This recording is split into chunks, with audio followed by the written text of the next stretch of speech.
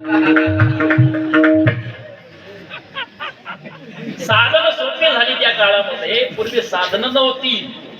10 kilometre अंतरावर माझी माय पाणी घ्यायला जात होती, पण परमार्थ करत गवळणी म्हणत म्हणत भजन करत करत. आता बटनावर आलेलं आहे साधन, फक्त बटन दाबायचं, पण परमार्थ नाही हो. परमार्थ वाढला नाही. परमार्थ आपल्या संसारातून आपल्याला कधी वाढवता आला नाही, म्हणून दुःख आहे संसारामध्ये. तुकोबाराय म्हणतात, आम्ही या संसाराचं दुःख, या ओझ कधी ओढून घेतलं नाही. त्याचं कारण आहे, आम्ही समाधान मांडण्याचा प्रयत्न केला, मग परमार्थ केला. लक्षात घ्या. एखाद्याचं लग्नामध्ये जर आपण गेलात माय, 500-1000 रुपये वाजवले आणि मग आपल्याला आहेर मिळाला साडीचा. तो साडीना आहेर घर लेसन साडी सारखा राहिना बरस भर. नाही तर ते माय बोया पटणं वाटणं. समाधान नाही आपल्या जीवनामध्ये, म्हणून दुःख आहे. या ठिकाणी बसलेली मंडळी, माय बापाची शपथ घेऊन मला सांगायची, महाराज मी संसारात फार मोठा सुखी माणूस आहे. खरा बरात वरती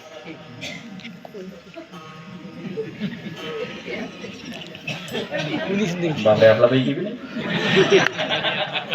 तिकडे मागे खुर्चीवर बसलेली मंडळी, बापरे त्यातून जसं तो पाहिजे नाही.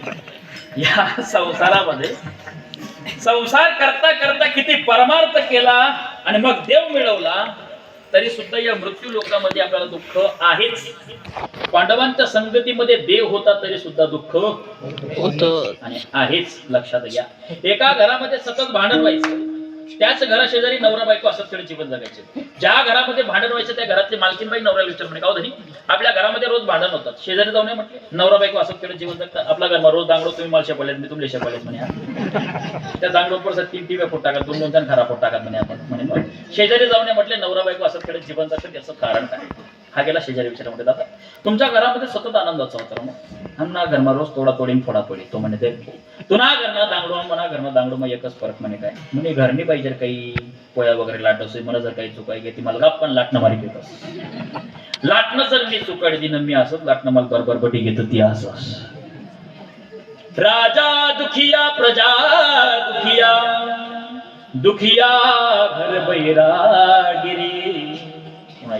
या संसारात आपण किती सुख शोधण्याचा प्रयत्न केला तरी सुद्धा आपल्याला दुःख मिळणार आहे. म्हणून या संसारातून सावध होण्याचा प्रयत्न करा.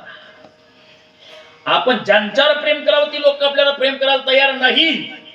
एखादा म्हणेल महाराज माझी पत्नी माझ्यावर नितांत प्रेम करते, कुठपर्यंत? मुलं वाढत झाले तोपर्यंत. हा म्हणतो महाराज ठीक आहे, माझी पत्नीचं प्रेम माझ्यावर कमी झालंय, मुलं बाळांवर वाढलेलं आहे, पण मुलगा माझा आहे, मुलाचं लग्न झालं.